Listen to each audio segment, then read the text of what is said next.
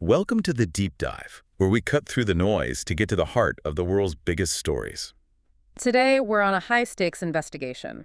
We're looking at the greatest digital heists in history. Right. We're going to track the evolution of the cyber threat. From these early collegiate experiments all the way to complex, state-sponsored digital warfare. And our mission here is really clear. We're not just, recounting history. We want to pull out the key insights that fundamentally reshaped everything. Everything from cybersecurity defenses to policy, and even just how the public thinks about digital risk. Exactly. So if you're looking for a shortcut to understanding the major turning points in digital security, this deep dive is for you. Okay, so before we jump in, let's set the stage. What makes a hack legendary? The sources we looked at are pretty clear on the criteria. They are. These attacks did so much more than just steal data. They literally changed the future. We look for four things. First is just the scale of the impact. So did it cause global disruption? Yeah. Affect millions of people? Or critical infrastructure, exactly. The second is technical innovation. Did the attackers use some kind of novel technique that basically advanced the whole methodology for hackers that came after? And the other two are more about the fallout, right? The long-term consequences. That's right. So third is cultural significance. Did the incident change how we all see the world? Maybe it created a symbol, or it shifted how companies think about security. And the last one. Security evolution. Did it directly force the industry to develop brand new protective measures, new regulations? These events were seismic shifts, not just temporary glitches. That distinction is so important. So as we go through these cases today, we want to hear from you. Which of those four criteria, impact, innovation, culture, or evolution, do you think matters most when we look back? Yeah, let us know. Drop your thoughts in the comments. All right, let's start at the very beginning with the figures who basically established the landscape. We have to begin in 1988 with the Morris worm. The internet's first big wake-up call. So the Morris worm was released by a Cornell grad student, Robert Tappan Morris, and his stated goal was actually pretty innocent. He just wanted to measure the size of the internet. Just count the computers connected to it. But something went wrong. Something went very wrong. A programming error meant it didn't just move on from one system to the next. It replicated uncontrollably. So it was just copying itself over and over. And overwhelming systems. It infected around 6,000 computers. Now, that doesn't sound like much today, but that was about 10% of the entire internet back then. Wow. And what's really fascinating to me is that the impact wasn't really the financial cost of the damage. It was the realization that this thing, the internet, could be attacked at all. Absolutely. That was the moment. This incident led directly to the first felony conviction under the Computer Fraud and Abuse Act. But the single biggest legacy was the creation of CERT. The Computer Emergency Response Team. At Carnegie Mellon, yep.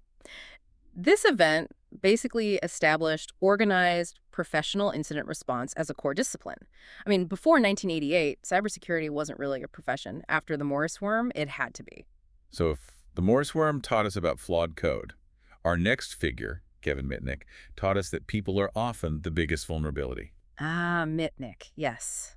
A masterclass in social engineering. And this is where it gets so interesting, because it shows how little our basic psychology has changed. Well, early on, back in 1981, he was already hacking Pacific Bell's voicemail, and he didn't use complex code. He used, charisma. He used sophisticated lies. He became this sort of digital fugitive in the early 90s. And while on the run, he compromised huge companies, Motorola, Nokia, Sun Microsystems. How is he getting past these massive corporate firewalls? That's the thing. He wasn't. He was walking right past the guards, metaphorically speaking. His whole methodology was about circumventing the technology. He'd call employees, pretend to be a manager, pretend to be a colleague in another department. And just talk them into giving up passwords. Credentials, system architecture, access codes, anything he needed. So the lesson from Mitnick isn't really about encryption or patching software. It's the proof, the constant, painful proof that the human factor is the Achilles heel. Mitnick proved that all the tech investment in the world means nothing if a single employee can be manipulated. Which is why we all have to sit through that security awareness training every year. That's his legacy right there. That's a perfect segue to our next section, which is all about subverting a system by understanding its deep mechanics, sometimes with pretty funny results. Let's talk about the great AT&T hack of 1971. The blue box revolution. This is such an incredible story of pure discovery.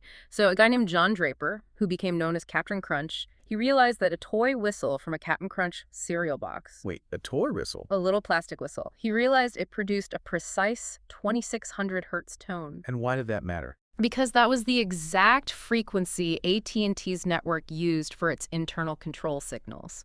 It was the tone that told a long-distance switch that a trunk line was now free and available for another call. So the control signals and the voice calls were on the same channel. Exactly. It was called in-band signaling. The network just trusted any signal that came across the line. So if you could make that tone, You could control the network. you could take it over. These people, they called themselves phreakers, they built these little devices called blue boxes to generate that tone. They could trick the system, get operator-level access, and make free long-distance calls anywhere in the world. And the cultural significance of this is huge. Yeah. This is where that foundational hacker ethos comes from. It really is. The sources confirm that Steve Jobs and Steve Wozniak, before Apple was even a thought, they actually built and sold blue boxes. It established this idea that innovation comes from understanding a system so deeply that you can bend it to your will. And what happened to AT&T? They had to completely re-engineer their system, moving to a much more secure standard that separated the control signals from the voice traffic. A massive, expensive overhaul. Okay, so that ethos of subversion, it jumps forward dramatically in 2008.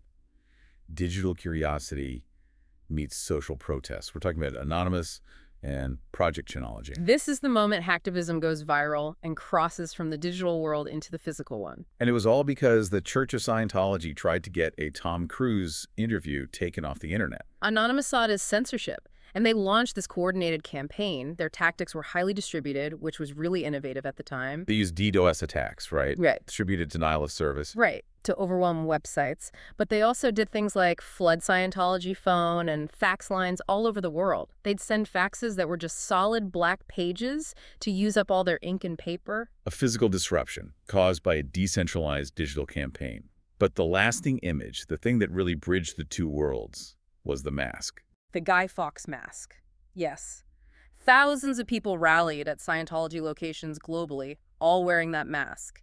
Project Chronology cemented Anonymous as this potent, decentralized force for digital protest. From there, we see a really disturbing evolution. Hacks move from protest into, well, geopolitics and warfare.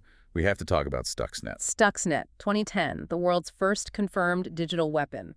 On a technical level, it is the absolute pinnacle of this list. It's attributed to a joint U.S.-Israeli operation, and its mission was incredibly specific. Surgical. It was designed to sabotage Iran's nuclear enrichment centrifuges at their Natanz facility. What made it so different from everything that had come before it? Its complexity was it was unprecedented. It used 4 separate zero-day exploits. So vulnerabilities that nobody knew about yet. Not even the vendors who made the software. It also used stolen digital certificates to appear legitimate.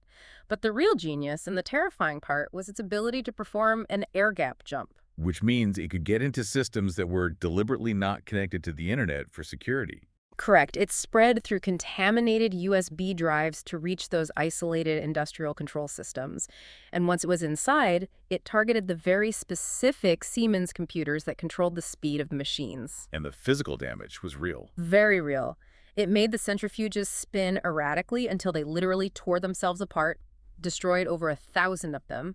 And while it was doing that, it was feeding false, normal-looking data back to the operators. So they had no idea what was happening for months. It proved, without a doubt, that a piece of code could deliver physical kinetic damage on par with a conventional military strike. That blurring of the line was tested again just 4 years later, in 2014, with the Sony Pictures hack.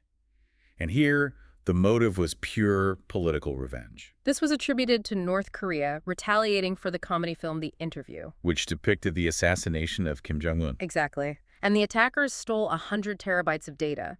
But it wasn't just the unreleased movies that caused the chaos, was it? No, not at all. The real damage was the internal data. Employee salaries, social security numbers, personal information, and thousands of embarrassing executive emails were leaked. It was devastating for them. It revealed all this internal studio politics, damaged relationships. It was a mess. The attack was so effective that Sony initially canceled the film's theatrical release. So when you look at Stuxnet, an act of sabotage against a nuclear program, and then Sony, an act of digital terrorism against a movie studio, is there really a distinction between cyber warfare and digital sabotage anymore? It seems like a meaningless distinction now. State actors are clearly willing to use these attacks for political revenge, no matter the target. The goal is always to cause real-world damage and force compliance through fear. It completely blurs that line. Which brings us to the modern era of legendary disaster. This is defined by sheer scale and, frankly, astonishing negligence. Let's talk about the 2017 Equifax breach. Equifax is a case study in the catastrophic cost of doing nothing. They were breached because they failed to patch a known critical flaw in the Apache Struts framework. A vulnerability that had been public for months. But It didn't make sense. They just didn't fix it. The attackers got in around mid-May and stayed there undetected for 76 days. Nearly 3 months of just stealing data. Methodically exfiltrating it. The breach exposed 147 million records. That's nearly half the population of the United States. Names, birth dates, social security numbers, 209,000 credit card numbers. The fallout was immense. A settlement of up to $700 million. The CEO, CIO, and chief security officer all resigned, and it finally triggered serious congressional hearings on corporate data security. So if Equifax was about unpatched software, the final hack on our list, also from 2017 WannaCry, was about the terrifying danger of leaked government-grade digital weapons getting out into the wild. WannaCry was global chaos. This ransomware spread to 150 countries, infected over 230,000 computers, and caused billions in damage. And the key was the vector it used, EternalBlue. Which was a vulnerability discovered by the NSA. It was part of their cyber weapons arsenal, and it had been leaked by a hacker group. EternalBlue targeted a common file-sharing protocol on local networks. So when a government-grade exploit like that gets loose... The damage is immediate and massive. Yeah. And it hit enterprises, critical infrastructure. It hit about a third of the UK's NHS hospital trusts. It forced them to cancel appointments en masse. You can see the real human toll there. But there's an amazing twist. An incredible twist of human intervention.